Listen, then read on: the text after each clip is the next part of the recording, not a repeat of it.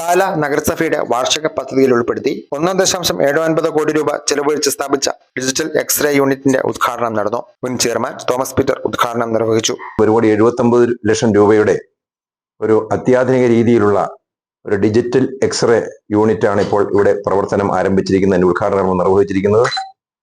അതിനു വേണ്ടിയിട്ട് ഞങ്ങൾ നഗരസഭയിൽ വന്ന ഫണ്ട് അതിലെ ഒരു നല്ല ഒരു വിഹിതം നമ്മുടെ ആശുപത്രിയിലേക്ക് മാറ്റി അതിന്റെ ഒരു ഉദ്ഘാടന കർമ്മമാണ് ഇപ്പോൾ ഇവിടെ നടന്നിരിക്കുന്നത്.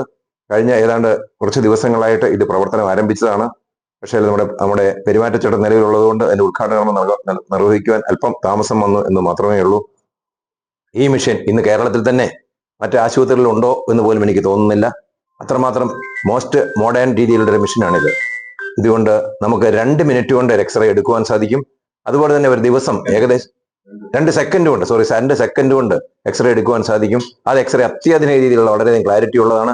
അതുപോലെ തന്നെ ഒരു ദിവസം ഏതാണ്ട് 1000-ഓളം രോഗികൾക്ക്, അതും കൂടുതലും നിർദ്ധനരായ രോഗികളാണ് നമ്മുടെ ആശുപത്രിയിൽ വരുന്നത്, നമുക്കറിയാം. നമ്മുടെ ജനറൽ ആശുപത്രിയിൽ വരുന്ന ഈ പാവപ്പെട്ട രോഗികൾക്കും അതുപോലെ തന്നെ മറ്റ് ആശുപത്രികളിൽ നിന്നും ഇങ്ങോട്ട് വരുന്ന രോഗികൾക്കും വളരെ ചുരുങ്ങിയ ചെലവിൽ നമുക്ക് എക്സ്റേ എടുക്കുവാൻ സാധിക്കുമെന്നത് വളരെയധികം ഒരു സന്തോഷമാണ്. ഒരു ദിവസം ചുരുങ്ങിയ സമയത്തിനുള്ളിൽ നിരവധി പേർക്ക് എക്സ്റേ സൗകര്യം ലഭ്യമാക്കുവാൻ 1000 mAh ശേഷിയുള്ള ഫുള്ളി ഓട്ടോമാറ്റഡ് റിമോട്ട് കൺട്രോൾ സിസ്റ്റത്തിന് അനുസരിച്ച് പ്രവർത്തിക്കുന്ന ഈ ഉപകരണത്തിന് സാധിക്കും. ഉദ്ഘാടന യോഗത്തിൽ ആശുപത്രി സൂപ്രണ്ട് ഡോക്ടർ TP അഭിലാഷ് അധ്യക്ഷനായിരുന്നു.